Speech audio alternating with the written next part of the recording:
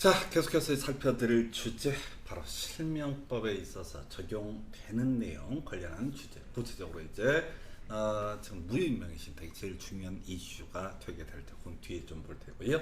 그 다음에 제한적 유효인명의 신탁, 그리고 요런 것처럼 것들 제한적 유효가 됐든 무효가 됐든 공통적인 쟁점을 삼아내는 게 소유자가 누구냐, 이게 제일 중요한 얘기이고요. 실질적으로 문제를 풀어갈 때는 소유자가 누구냐를 물어보면 너무 쉽기 때문에 소유자가 행사할 수 있는 권리, 바로 소유권에 대한 물권적 청구권이라는 개념을 엮어서 구성을 합니다. 자, 먼저 검토 드리게 될 거, 소유권에 대한 물권적 청구권, 이건 정말 줄줄줄 외우셔야 되죠. 그래서 자, 먼저 반환 청구라는 개념이 있었죠. 자, 소유자라고 하는 사람은 자신의 소유물을 점유할 권리 없이 점유자에 대해서 그 반환을 청구할 수 있다. 그래서 우리가 민법 파트에서 예시를 삼는 것이 이런 식이죠. 내 토지다가 불법으로 건물을 축조한 사람, 또는 그 건물의 매수인, 불법 건물의 매수인에 대해서 반환 청구를 할 수 있다.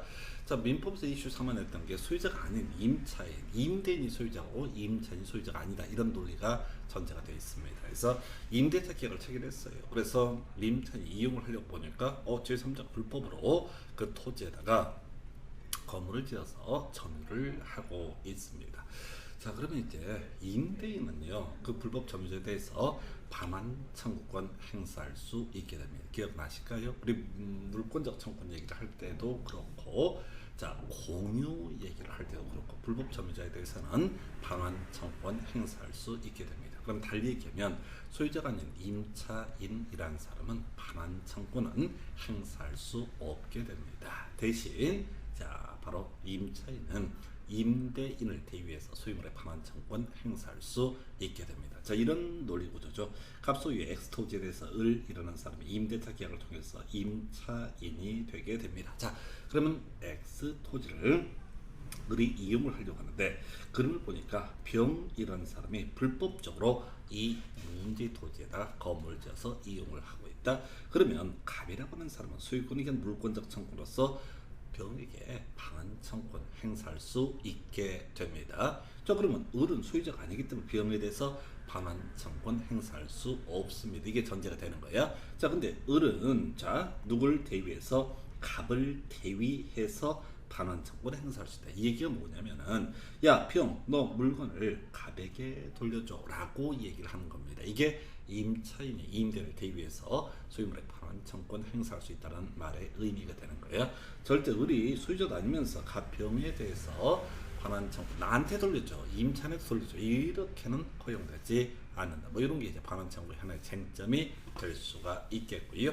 그리고 나서 지금 방해 제거 청구라고 해서, 또는 우리 공부하는 과정에서 방해 배제 청구, 방해 제거 청구 혼용에 쓰게 됩니다. 자, 우리 민법은 이런 식으로 규정을 하고 있죠. 소유자 소유권 행사를 방해하는 자에 대해서 그 방해 제거라고 하는 것을 청구할 수 있다. 이렇게 그림을 잡게 됩니다. 자, 그래서 방해 제거 청구의 내용이 뭐냐, 철거 청구와 퇴거 청구의 문제로 해석을 해볼 수가 있었죠. 그래서 소유자, 자, 불법으로 토지를 점유해서 건물을 축조한 사람, 그 사람의 그 불법 건물의 매수인에 대해서 건물의 철거라고 하는 것을 청구할 수 있다. 이에 비해서 그 문제 건물의 임차인에게는 퇴거 청구를 할 수가 있게 됩니다. 자, 그래서 철거와 퇴거를 갖고 민법에서 출제 쟁점을 삼아냈던 바가 있었죠. 자, 그래서 자, 지금 등기 말소 청구, 무인 등기 말소 청구라고 하는 것도 바로 방해 제거 청구의 한 내용으로 볼 수가 있겠습니다.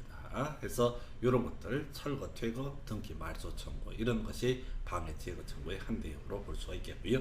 그 외에 방해 예방 청구라는 개념이 있죠. 그다지 중요하지 않습니다. 그래서 소유자 소유권 방해 염려 있는 행위를 하는 자에 대해서 그 예방이라든가 또는 손해배상의 담보를 청구할 수 있다. 큰 쟁점 안 되고요. 대부분의 논의의 전제는 바로 반환 청구와 방해 배제 청구, 방해 제거 청구를 가지고 논의를 삼게 됩니다. 자, 그래서 정리하게 되면요, 소유자를 찾았다고 했을 때 소유자는 반환을 청구할 수 있고요, 소유자는 철거나 퇴거나 등기 말소를 청구할 수 있게 됩니다. 부동산 실명법에 대응해서 이걸 이제 정리를 하게 되면 항상 이런 식으로 할 때 소유자만이 뭘 할 수 있다, 바로 소유권에 대한 물권적 청구권 행사할 수 있게 됩니다. 자, 물론 우리 민법 파트에서는 그런 얘기 했었죠. 이 소유권에 대한 물권적 청구권은 지상권, 지역권, 전세권, 저당권과 같은 다른 제한 물권에도 그대로 준용되게 된다. 이렇게 해석을 하게 됩니다. 그러나 지역권이라고 하는 권리하고요, 저당권이라는 권리는 형의를 전제하는 권리가 아니기 때문에 소위 반환 청구라고 하는 것은 허용되지 않는 정례면 지역권자, 저당권자 반환 청구권 행사할 수 없다라고 하는 거. 이건 약간 실명법을 벗어난 내용이고, 실명법에서는 소유자를 찾아라가 제일 중요하고, 소유자가 뭘 할 수 있다? 반환 청구, 방해 제거 청구라고 하는 것을 할 수가 있고, 방해 제거 청구는 자 철거 청구, 퇴거 청구, 등기 말소 청구의 문제로 해석을 하게 됩니다. 자, 이런 전제 하에서 요건 이제 무효임명신탁 또는 제한적 유효임명신탁 이런 영역에 항상 똑같은 공통적인 이슈로 등장을 하게 됩니다. 제가 실명법에서는 모든 얘기가 소유자를 찾아라. 그럼 소유자를 찾게 되면 소유자는 소유권에 기한 물권적 청구권을 행사할 수 있다.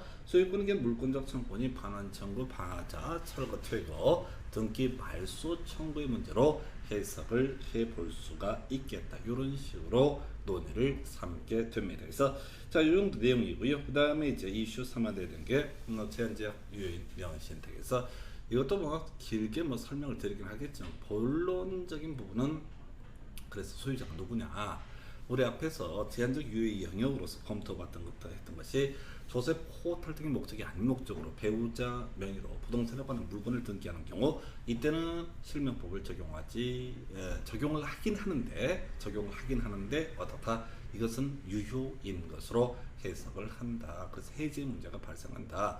조세 포탈 등의 목적이 아닌 목적으로 종중이 종원의 명의로 부동산에 관한 물건을 등기하는 경우, 물론 이 중에서도 그나마 시험 문제 이슈는 배우자 얘기로 거의 다 귀결되게 됩니다. 그래서 자, 이런 얘기죠. 갑이라는 사람이 남편이라고 한번 해보겠습니다. 을이라는 사람이 이 사람의 배우자라고 한번 전제해 보겠습니다. 그래서 둘이서 명시적 약정을 맺습니다. 여보, 내가 이번에 뭘 한 거 사게 되는데 등기명이면 당신 이름으로 넘겨주기로 하겠소 라고 돼 있어. 그 얘기는 야야, 이건 내 등기명이 넘겼다고 해서 네가 아니야 라고 약정을 맺게 됩니다. 이걸 우리가 명의신탁 약정이라고 불러요. 자, 왜 그랬냐? 최소한 이제 조세 포탈 등 불법적인 목적은 아니다라고 전제를 삼게 됩니다. 또는 갑 자신의 이름으로 되어 있는 부동산이라고 하는 것을 누구 명의로? 을 명의로 자 등기를, 소유권 이전 등기를 해주게 됩니다. 근데 사실은 증여도 매매도 아니에요. 등기부에 뭐 증여나 매매라고 개뻥을 쳤다 할지라도 그 등기는 제한적으로 유효하게 된다. 그래서 뭐 그러다 치고 뭐 유효까지는 인정해. 배우자 간에 등기 명의신탁은 유효한 것으로 인정을 한다는데, 그게 어쨌든 얘기냐? 소유자가 누구란 얘기냐? 갑이 소유자냐? 을이 소유자냐? 라고 하는 것이 이 문제 논의 쟁점이 됩니다. 그래서 소유자가 특정이 되게 되면 그 소유자가 뭘 할 수 있다? 소유권을 그냥 물권적 청구권 행사할 수 있다. 이렇게 해석을 하게 됩니다. 그리고 이건요, 유효이기 때문에 해지라고 하는 것도 할 수가 있다. 이렇게 그림을 잡습니다. 권리관계. 그래서 자, 제일 중요한 주제, 소유자가 누구냐라고 하는 거. 자, 이렇게 정의합니다. 대내적 소유자와 대외적 소유자라고 하는 거, 이렇게 두 개로 구분해요. 자, 그래서 갑과 을이 자 같은 방에 한 집에 있는 상태입니다. 그래서 현재 등기명의는 명의수탁자 이름으로 등기가 된 상태이고요. 그 다음에 이런 명의신탁이라고 하는 것은 조세 포탈 등의 목적이 아닌, 불법 목적이 아닌 등기다라고 전제를 삼게 됩니다. 자, 그랬을 때 대내적 소유자는 명의신탁자라고 되어 있어요. 자, 맡겨둔 사람은 신탁자, 맡아둔 사람은 수탁자라고 이렇게 부르게 될 텐데, 대내적 소유자는 명의신탁자다. 그러니까 같은 입을 뒤집어 쓰고 있을 때, 자, 남편이 자, 자, 이거 부동산 누구 거야? 라고 얘기했을 때, 을이 내가 등기 명의니까 내 거지 라고 했다면 싸대기 맞을 일이다 라고 이렇게 해석을 합니다. 대내적 두 사람 사이에서는 소유자가 누가 된다? 바로 갑이라는 사람이 소유자가 되게 된다. 이렇게 해석을 하게 됩니다. 자, 근데 이 사람들이 이제 차례 입고 뭐 식사를 하러 갈 수도 있고 밖으로 나갔다 하십시다. 그래서 하필 그 문제의 토지 앞에 지나가는 과객 3이 묻습니다. 자, 저 부동산의 소유권은 누구한테 있습니까? 소유자는 누굽니까? 라고 했을 때 이때 갑이라는 사람은 신탁자가 내 겁니다. 이지랄 하게 되면 역시 싸대기를 맞을 일이다. 라고 이렇게 평가를 하게 됩니다. 그래서 밖으로 나왔을 때 제3자와의 관계에 있어서는 어떻다? 제3자의 관계에 있어서는 을이 소유자가 되게 된다. 즉 수탁자가 소유자가 되게 된다라고 할 것. 해서 자 둘이 나가 보니까 그 토지에 제 병이라는 사람이 불법적으로 건물을 축조하고 있다. 그때 토지 반환 청구라든가 물론 소송을 통해서 이루어져야 되지만 자 철거나 퇴거 청구 자 뭐 이런 것들은 누가 행사해야 된다?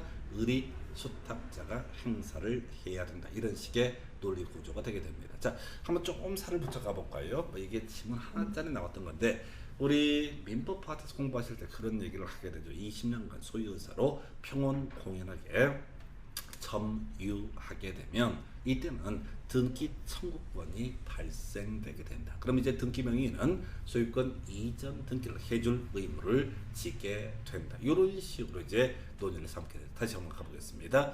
자, 점유 취득 시효라고 하는 거 20년간 소유의사로 평온 공연하게 점유했던 사람은 바로 누구에 대해서 자 등기 명의인한테 바로 등기 청구 행사에서 등기 넘겨받게 되면 시효 완성을 원인으로 해서 소급해서 점유를 개시한 등 소급해서 소유권을 취득을 하게 됩니다. 자 응용 한번 들어가 볼까요? 자 지금 이것은 유효하다고 했으니까 명의 신탁자가 명의수탁자에 대해서 뭘 주장할 수 있다? 해지라고 하는 것을 할 수 있다. 그래서 한 이게요 이런 경우 있다 하십시다. 한 19년쯤 이렇게 명의 신탁 관계에 있다가 갑이 을을 상대로 명의신탁 해지를 원인으로 해서 소유권 이전 등기를 청구를 하게 됩니다. 그럼 이제 해지할 수 있다라고 했으니까 당연히 을은 갑에게 소유권 이전 등기를 해줘야 됩니다. 근데 이 과정에서 빈정상했어. 그래서 을이 1년 더 참았다가 뭐라고 얘기를 하게 되면 나 20년간 소유의 의사로 평온 공연하게 부동산을 점유했다. 우리가 부동산에 있어서 점유라고 하는 개념은 어떻게 해석하냐면 등기 명의인을 가리켜 등기 명의인이 점유하고 있는 것으로 해석을 하게 됩니다. 자 앞에서 우리가 소유의 의사라고 하는 것은 추정하게 된다. 평온 공연한 점유도 추정을 하게 된다. 그래서 나는 20년간 소유 의사로 평온 공연하게 점유했으니까 너 등기 나한테 넘겨라 라고 하는 것을 명예수탁자가 신탁자에 대해서 시효 완성을 원인으로 한 소유권 이전 등기를 청구를 하게 됩니다. 집안이 둘 다 법을 겁나 잘하는 거예요. 그래서 또 우리 판례에서는요 등기 청구는 인정 안 합니다. 왜냐면 이 둘의 관계에 있어서는 소유자가 누가 된다? 바로 명신탁자가 되기 때문에 즉 자주점유, 소유의 의사로는 점유가 아니기 때문에 이때는 시효 완성을 원인으로 하는 등기 청구권 인정되지 않습니다. 물론 이런 얘기들이 시험에 나온다고 했을 때 여러분들이 그걸 맞춘다라는 것은 불능에 가깝습니다.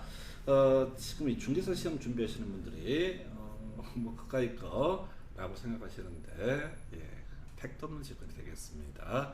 그렇게 쉽지 않습니다. 이 시험 절대 쉽지 않습니다. 전 주변 사람들한테 공부하라는 얘기는 안 합니다. 그래서 어차피 떨어질 거니까. 그래서 근데 기왕 공부를 시작하셨으면 무조건 붙어야 되고요. 붙으려면 포인트를 잡고 들어가야 돼. 배우자 뭐 이런 얘기 기어 나오면 무조건 소유자, 대내적 소유자와 대외적 소유자로 구별해서 접근을 해야 된다. 그리고 소유자가 뭘 행사할 수 있다? 소유권에 대한 물권적 청구를 행사할 수 있다. 물론 대외적 소유자가 제3자한테 등기를 넘겼다라고 하면 제3자는 소유권 취득합니다. 이런 것들은 다 부차적인 얘기야. 그런 것들은 중요한 게 아니야. 대외적으로 소유자가 누구니까? 수탁자니까. 수탁자가 갑을 병이라는 사람에게 소유권 이전 등기를 해주게 되면 병은 선의하기를 불문하고 당연히 소유권을 취득을 하게 된다. 이렇게 해석을 하게 되는 겁니다. 그래서 이렇게 보셨고요. 그래서 소유자는 소유권에 대한 물권적 청구권을 행사할 수 있다. 그래서 경우의 수가 대내적 소유자와 대외적 소유자의 문제로 구별해서 해석을 해야 될 테고요. 그 다음에 이제 해지 문제 이미 설명드렸었죠. 그래서 신탁자는 수탁자에게 해지할 수 있고 해지를 원인으로 하는 소유권 이전 등기 청구할 수 있다. 이렇게 해석을 하게 됩니다. 그래서 자, 이 정도가 바로 제한적 유효인 명의신탁이라는 개념이 되게 될 것이고요. 이 정도는 알고 하시고 잠시 그러다가 이제 무효인 명의신탁 제일 하이라이트에 대해서 살펴보도록 하겠습니다.